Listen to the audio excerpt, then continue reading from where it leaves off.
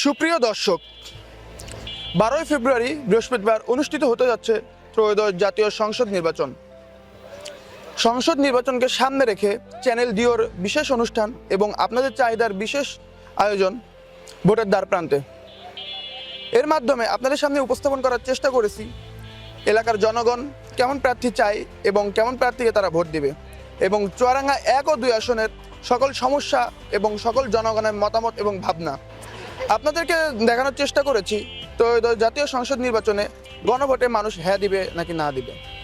আপনাদের সামনে আমি আবারও উপস্থিত হব অন্য কোনো অনুষ্ঠানে এবং অন্য কোনো আয়োজনে। ততদিন আপনারা ভালো থাকবেন, সুস্থ থাকবেন এবং আমাদের সাথেই থাকবেন। মাহাদি হাসানের ক্যামেরায় নাসিম মাহমুদ সাকিব, চ্যানেল ডিও।